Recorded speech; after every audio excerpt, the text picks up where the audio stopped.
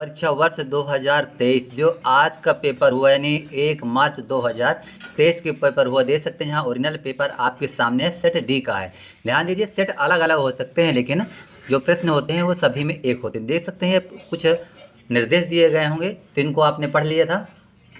ये वीडियो बनाने का हमारा उद्देश्य है कि आपको बता दें कि आपने कितने अंक आज के दिन प्राप्त किया है। और हमारे पुराने वीडियो में देख सकते हैं कि हमने रियल पेपर, अधिकांशतः मिलने वाले पेपर को ही हमने बताया था। देखिए प्रश्न क्रमांक यहाँ पर है, सही विकल्प का चयन कीजिए।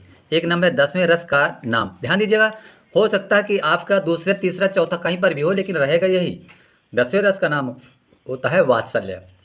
दूसरा है बाल गोविंद भगत साहब मानते थे, किसको मानते थे? ये मानते थे कबीर जी को मानते थे। तीसरा है वह धीरे धीरे चलने लगा।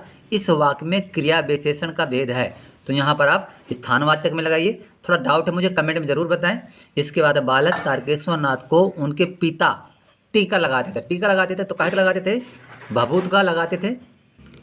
अगला प्रश्न है रीतिकाल के कवि थे। जो रीतिकाल के कवि थे तो कौन थे? आ नंबर भूषण। और अगला प्रश्न है तुलसीदास की रचना है। तुलसीदास की रचना है तो बहुत सारे बच्चे यहाँ पर सूरदास कर दिए हैं। सूरसागर नहीं है, उनकी है ये विनय पत्रिका। इसके बाद नेक्स्ट प्रश्न क्रमांक 2 है रिक्त स्थान में सही विकल्प का चयन कीजिए। नंबर 1 प्रतिमा बनाने वाले का नाम था, क्या था?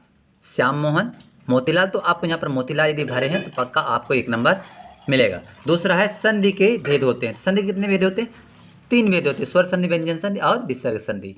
तीसरा है हिमालय की तीसरी सबसे बड़ी चोटी। तो आप जानते हैं सबसे बड़ी चोटी होती है माउंट एवरेस्ट, और दूसरी नहीं दी है कंचनजंगा तीसरी, यानी इसका उत्तर हो यहाँ पर हो जाएगा कंचनजंगा। तीसरा सूरदास के, चौथा है सूरदास के गुरु थे, कौन थे?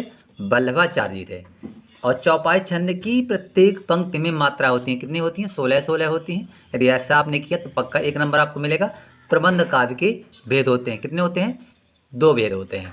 इसके बाद देखिए सही दोस्तों, यहाँ पर सही जोड़ी मिलाना है प्रश्न क्रमांक 3 में। ध्यान दीजिए, ये आगे पीछे दोस्तों हो जाएंगे दूसरा तीसरा सेट में, लेकिन रहेंगे सेम यही। सेम इसी तरह जोड़ी में भी आगे पीछे रहेंगे लेकिन रहेंगे सभी प्रश्न ये। तो आपको अंधे की लाठी लगाना है, एकमात्र सहारा। दूसरा मैं क्यों लिखता हूँ तो आगे से मिलाएंगे। कामायनी को जयशंकर प्रसाद से मिलाएंगे। मानवीय क्रियाओं का आरोप मानवीकरण कहलाता है। इसके बाद गद्य की प्रमुख विधाएं हैं, क्या? निबंध और लखनवी अंदाज। तो ये क्या था? यशपाल जी का था। इसको लगाने के बाद सीधे यहाँ चलते, थोड़ा नीचे आइए और यहाँ आते प्रश्न क्रमांक 4, एक वाक्य में उत्तर दीजिए। एक वाक्य में उत्तर के लिए प्रश्न क्रमांक यहाँ पर है समास के कितने भेद होते हैं? तो 6 भेद होते हैं, 6 लिखना है था। एक अनाज 100 बीमार का अर्थ बताइए। क्या एक वस्तु मांग वाले अनेक हैं, या एक, यह कहना चाहिए वस्तुओं की कमी भी कह सकते हैं। यदि आपने ऐसा लिख दिया तो वो भी सही है। तीसरा भोलेनाथ के पिताजी गंगा में आटे की कितनी गोलियां प्रवाहित करते थे, नहीं बहाते थे, कितनी? तो 500 थी। और चौथा कवि निराला ने बादलों की तुलना किससे की है? तो यहाँ तक काले घुंघराले बालों से। और ये 5वां रस के कितने अंग होते हैं? 4 अंग होते हैं। गद्य की 3 गौण विधाएं लिखिए, इसको जरूर कमेंट में बताएं कौन कौन सी होती हैं।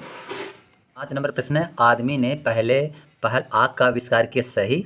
दूसरा है जो जीता ना जा सके उसे अजेय कहते हैं, ये भी सही है। प्रेयर व्हील को घुमाने से पाप नहीं बोलते, सही है। हीरो में सीमा में परमाणु बम गिराया था, सही है। मुख्य गायक के स्वर चट्टान जैसे भारी और गंभीर थे। थोड़ा मुझे डाउट है, यहाँ कमेंट में जरूर बताएं क्या था। अब दोहा एक सम्मात्र छंद है तो ये असत्य है, यानी इसको गलत कर देंगे, असत्य कर देंगे।